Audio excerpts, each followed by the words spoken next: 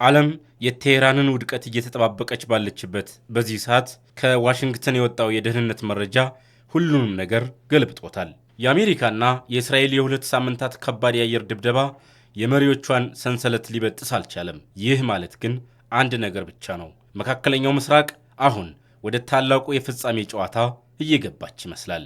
ዓለም ትንፋሿን ውጣ እየጠበቀች ነው። ላለፉት 2 ሳምንታት በመካከለኛው ምስራቅ ሰማይ ላይ የሚወርደው የአሜሪካና የእስራኤል የቦምብ ናዳ የኢራንን መንግስት አመድ ያደርገዋል ተብሎ ተገምቶ ነበር። ታላቁ መሪ አሊ ኻሜኒ ተገድለዋል።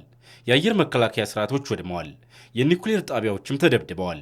ብዙዎች የቴህራን ውድቀት ጥቂት ሰዓታት ቀርተውታል እያሉ በደስታና በስጋት ሲጠባበቁም ነበር።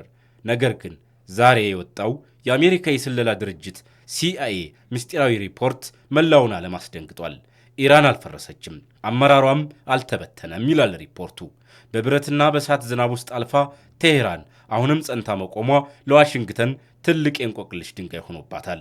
ዛሬ በቢሊዮን የሚቆጠር ዶላር የፈሰሰበት ጦርነት ለምን የኢራንን መንግስት ሊጥለው አልቻለም? አዲሱ መሪ ሙጅታባ ካማኒስ ምን እያሴሩ ነው? የማይበገረው የቴህራን ምስጢር ዛሬ ይገለጣል። እንደ ሮይተርስ ዘገባ የአሜሪካ የስለላ ድርጅት ባደረገው ጥልቅ ግምገማ የኢራን መንግስት አሁንም ሙሉ ቁጥጥር አለው ብሏል። ምንም እንኳን የሀገሪቱ መንፈሳዊ መሪ አሊ ኻሜኒ በየካቲት 21 በከባድ ድብደባ ቢገደሉም የሀገሪቱ መዋቅር ግን አልተናጋም። የአሜሪካ ባለሥልጣናት ገዢው ፓርቲ አሁንም ህዝቡን በእጁ ይዟል፣ የመውደቅ አደጋም የለበትም ብለዋል። ይህ ማለት ለ2 ሳምንታት የተካሄደው ርኅራኄ የሌለው ድብደባ የኢራንን የጀርባ አጥንት ሊሰብረው አልቻለም። ታላቁ መሪ ቢገደሉም የኢራን ሊቃውንት ምክር ቤት ወዲያውኑ የአሊ ኻሜኒን ልጅ ሙጅታባ ካማኒን አዲሱ መሪ አድርጎ ሰይሟል። ይህም በቴህራን ቤተ መንግስት ውስጥ የነበረውን የመሪነት ክፍተት በአንድ ጀንበር ደፍኖታል። የአብዮታዊ ጥበቃ ከፍተኛ አመራሮች ቢገደሉም ተተኪዎቹ ግን ወዲያውኑ ስራቸውን ጀምረዋል። አሜሪካና እስራኤል ጭንቅላቱን ብንመታው አካሉ ይወድቃል ብለው አስበው ነበር። ነገር ግን የመንግስት መዋቅሩ አሁንም በራሱ አካል እየተንቀሳቀሰ መሆኑን የስለላ መረጃው አረጋግጧል። ይህ በእንዲህ እንዳለ በእስራኤል ከፍተኛ ባለስልጣናት ዘንድ ሽብር ነግሷል። ይህ ጦርነት የኢራንን መንግስት ይጥለዋል የሚል እርግጠኝነት የለም ሲሉ በግልጽ ማመን ጀምረዋል። በሌላ በኩል የዓለም ነዳጅ ዋጋ መናርና የኢኮኖሚ ቀውሱ ፕሬዚዳንት ዶናልድ ትራምፕን ለከባድ ፖለቲካዊ ጫና ዳርጓቸዋል። ትራምፕ ጦርነቱ በቅርቡ ያልቃል ቢሉም በቴህራን በኩል ያለው እውነታ ግን ጦርነቱ ገና መጀመሩን ነው የሚጠቁመው። የአሜሪካ የስለላ ድርጅት ሪፖርት አንድን መራር እውነት አምጥቷል። ጦርነት ሁልጊዜም ድልን አያመጣም። ቴህራን በቦምብ ብትታጠብም መንፈሷ ግን አልተሰበረም። የሙጅታባ ካማኒ ወደ ስልጣን መምጣትና የመንግስቱ አለመፈራረስ መካከለኛው ምስራቅ ወደ ረጅምና ወደማያልቅ ጦርነት እየገባ መሆኑን ያበስራል። አሜሪካና እስራኤል ቀጣዩ እርምጃቸው ምን ይሆን? መሪዎቹን መግደል መንግስቱን ካልጣለው ቀጥሎ ምን ይደረጋል? ዶናልድ ትራምፕ የገቡትን የሰላም ቃል እንዴት ይፈጽሙታል? ዓለም አሁንም በስጋት ትጠባበቃለች። ኢራን ሙሉ አቅሟን ይዛ ከቀጠለች ቀጣዩ የቀጣናው ዕጣ ፈንታ ምን ሊሆን ይችላል? ዶናልድ ትራምፕ የጀመሩትን ጦርነት በድል ያጠናቅቃሉ ወይስ በቴህራን ግትርነት ይሸነፋሉ? እስራኤልስ ብቸኛ የቀጣናው ኃይል ሆና ለመቀጠል የምታደርገው ጥረት አደጋ ላይ ወድቋል? ዛሬ የመካከለኛው ምስራቅን ቀጣይ 10 ዓመታት የሚወስኑትን 4 ታላላቅ ትንበያዎች እንሆ።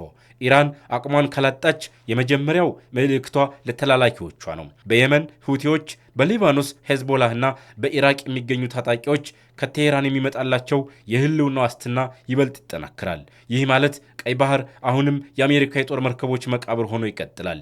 ኢራን ሙሉ አቅሟን ተጠቅማ የአሜሪካን የንግድ መስመር ከዘጋች ዓለም አቀፉ ኢኮኖሚ በከፍተኛ ዋጋ ግሽበት ሊናወጥ ይችላል። የአሜሪካ የስለላ ድርጅት ኢራን አልፈረሰችም ማለቱ ቴህራን ወደ ኒውክሌር ቦምብ ባለቤትነት ለመሸጋገር የምታደርገውን ጥረት አላቆመችም ማለቱ ነው። ጦርነቱ የመንግስቱን መዋቅር ካላፈራረሰው ኢራን ከዚህ በኋላ ደህንነት የሚጠበቀው አቶሚክ ቦምብ ሲኖረኝ ብቻ ነው ወደሚል ድምዳሜ ትመጣለች።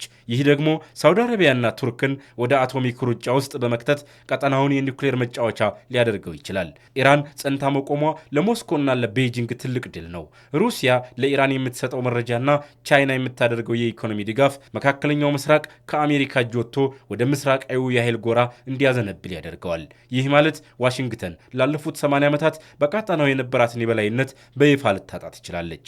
እዚህ ጋር አንድ ወርቃማ እውነታን መረዳት አለብን። የኢራን አለመፍረስ ማለት የዶናልድ ትራምፕ የድርድር ጥበብ በትልቁ ፈተና ላይ መውደቁን ነው። ትራምፕ ጦርነቱን በቅርቡ ጨርሳለሁ ቢሉም ተቀናቃኞቻቸው ኢራን ሙሉ አቅሟን ይዛ ካለች ድርድሩ የሚካሄደው በጉልበት ሳይሆን በጋራ ስምምነት ሊሆን ነው። ይህ ደግሞ እስራኤል በፍጹም የማትቀበለው እውነታ ነው። በመሆኑም ቀጣዩ ጊዜ የዲፕሎማሲ ሳይሆን የታላቁ ሽምቅ ውጊያ ዘመን ሊሆን ይችላል።